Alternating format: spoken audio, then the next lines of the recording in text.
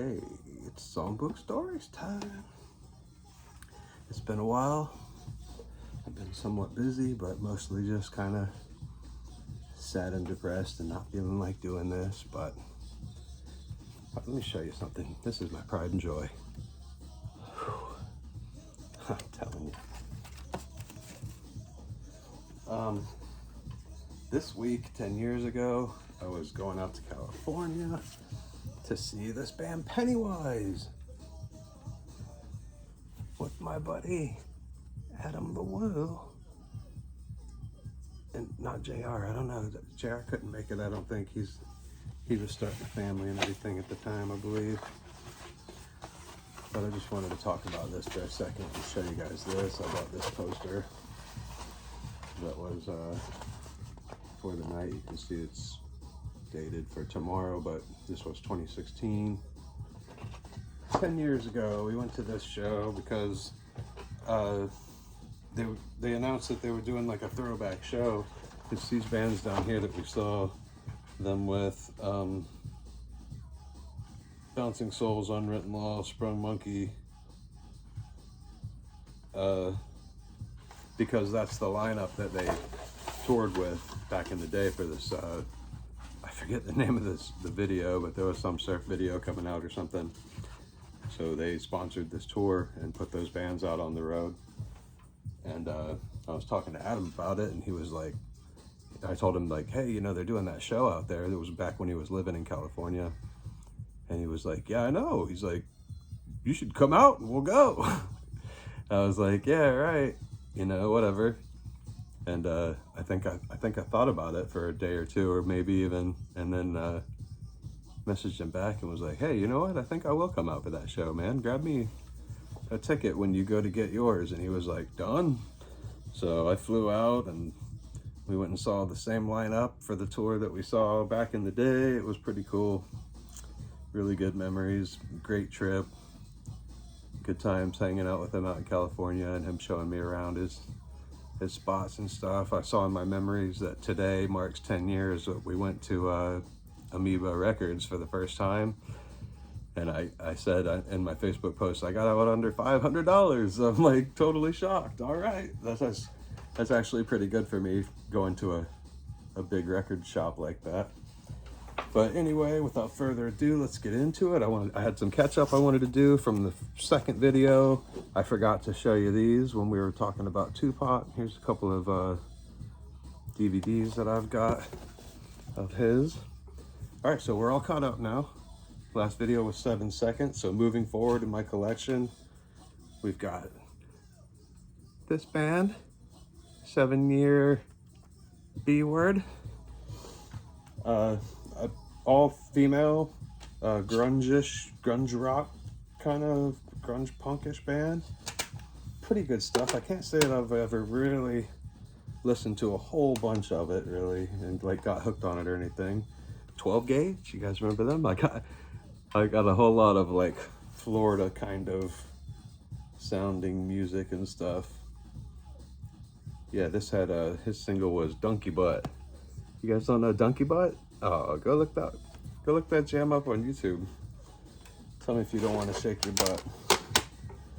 247 Spies from back in the day. This is an old school kind of hard edge rock band. Notoriously African American, rocking it. Similar kind of in a way to Fishbone or maybe even Bad Brains. But yeah, these guys were really good. I actually found this in the last recent years and haven't gotten around to even refreshing my memory on it. I really need to put that back in. Put it in the car or something for trips and then it soaks in a little bit. All right, moving right along. We got this band. I wish I had a rubber chicken for this one. Did you ever see the video with the rubber chicken singing for the band 30 Seconds to Mars? It's so great. You've got to look at that. I mean, if you just put 30 Seconds to Mars chicken, I'm sure you'll be able to find it, and it's well worth doing that. But yeah, he's I even forget his name. He's some movie star that sings for the band 30 Seconds to Mars. This was a deluxe edition of one of their CDs that I found at a pawn shop real cheap. I was like, yeah, I'll buy that just to have it. And then one day I found didn't find, they just had somebody come by the old record shop. I got some really close friends, Hannah and Roman, that used to own East West Records on Orange Avenue up in Orlando. And they had all kinds of stuff. People would come by and be like, you guys want to buy any of these? And they'd be like, no, sorry, we can't, we're not buying anything or whatever. And sometimes people would just be like, well, you can have them then, and leave it. And people would even come by and leave stuff like at the shop. And unfortunately, it would be closed or whatever, and they would get rained on and somewhat ruined pretty much. And that's the case for this one. I've got a few CDs in my collection. You can't really tell here, but this is pretty ugly, dirty, and damaged. You can't tell too much because it's kind of designed to look that way. But yeah, the CD itself was in pretty much flawless shape. So I got a bunch of CDs in my collection that don't look the greatest, but they most likely will still play. This one's got a DVD in it, and I keep those separate, so I'm keeping this separate. It's going back with Tupac. Okay, from there we're going to a classic rock outfit called 38 Special. Oh yeah. I was raised in the South, so I was raised with bands like 38 Special, where I'm trying to remember some of their bigger. Fantasy Girl. Oh yeah. Hold On Loosely. That's a really big song. Don't let go. If you cling too tightly, you're gonna lose control. Here's another old school, old classic rockers, 38 Special.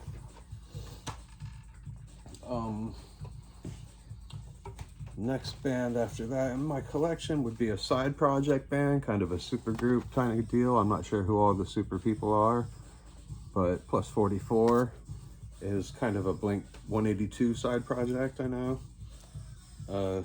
Features Travis Barker, I'm pretty sure, Blink 182's drummer, and Mark Hoppus. It's produced by and written by Mark Hoppus and Travis Barker. So yeah, it's 2/3 of Blink 182.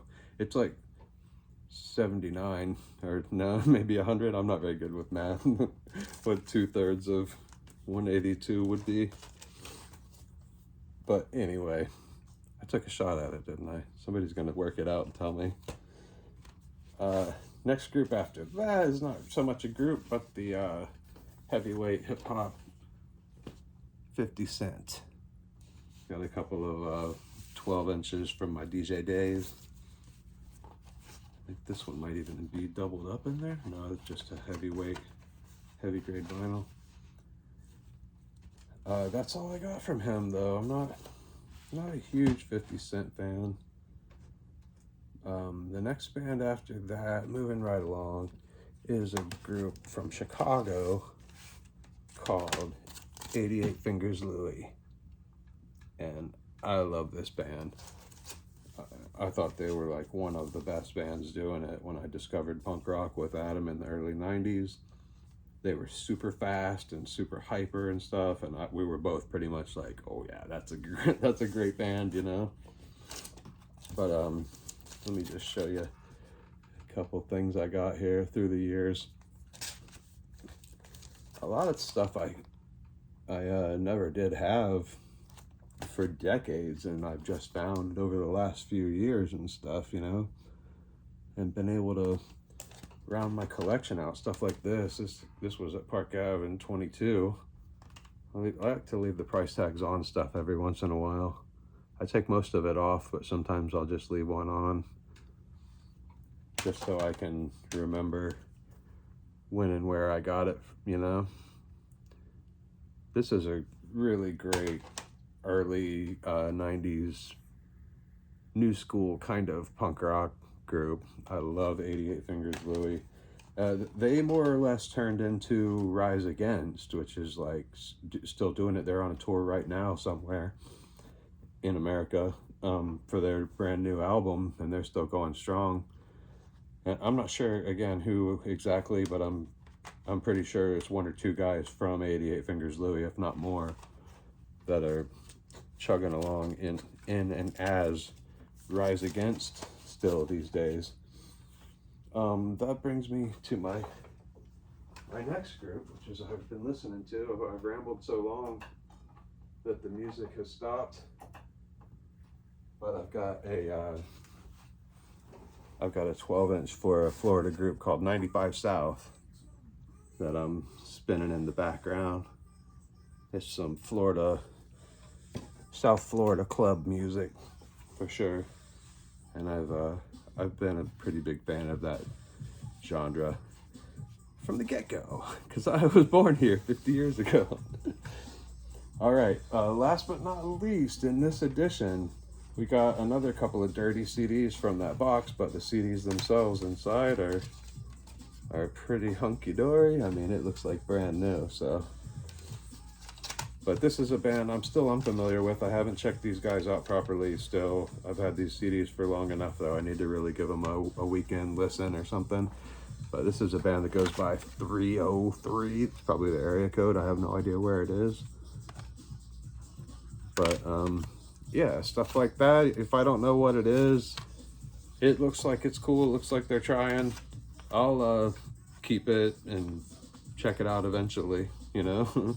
Give it my seal of approval after checking it out.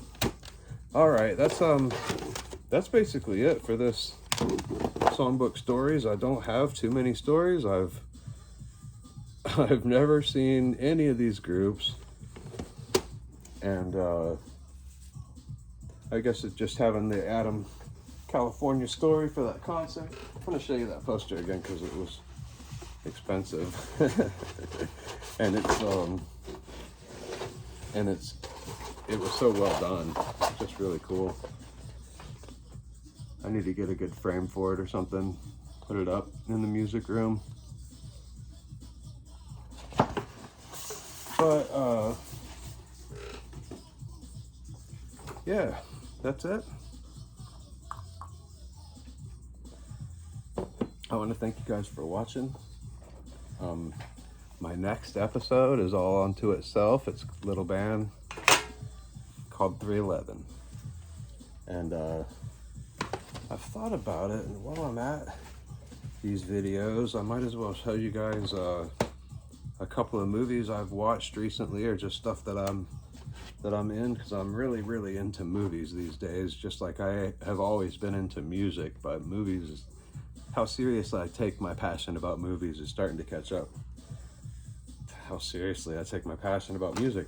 Anyway, this film production company called A24, can you see that there on the spine, the A24 logo? It's a really good logo. Everybody's talking about how great it is. But we just watched this movie called Room yesterday, Tony and I, and it was really captivating, no pun intended, and I enjoyed it. I thought it was a really great movie, like most A24 movies that I've seen. I've actually even taken to in my thrifting techniques and my little things that I do when I'm shopping. I've taken, when you've got a lot of movies and they're all just stacked up and you can read all the spines, I've started reading, just scanning really fast, looking for A24s, or the C for Criterion Collection, or just key things that stick out really good against just your big production, you know, Warner Brothers, Cap, whatever. You get used to seeing those iconic logos, and something different really sticks out quickly, and the more I'm doing it, the better I'm getting at it. That's how I found this movie over the weekend, was scanning shelves and said, oh, I already looked at those movies, and was like, no. But now that I know it's an A24 movie, I do want to buy it. Here's a couple of other ones that are in my collection, newer movies. That's Mark Hamill in the new great Stephen King adaptation for The Long Walk. Tony and I saw this in the theater. We've watched it a couple of times already at home. It's a great movie. Maybe even one of the top 5 best Stephen King adaptations of all time, I would say. They did a really good job on this. And this one too, this was my Valentine's present for Tony, and we watched it recently, and it's really great too. I don't know if you're familiar with Five Nights at Freddy's. It's a video game based character kind of horror movie franchise. It's pretty campy, but pretty great. Interesting if you're into that kind of stuff. But we both think this one is even better and more watchable and enjoyable than the first one, just as a standalone feature. Pretty great movie. But yeah, that's all I got for you. Until next time, 311. I got a couple of stories for them. I've seen them quite a few times and been a fan for decades. But anyway, thank you guys for watching. Drop me a comment if you've ever seen any of these groups, or if you think that there was a group that I didn't represent in my collection that should be here. Let me know. All right, thanks for watching. See you next time.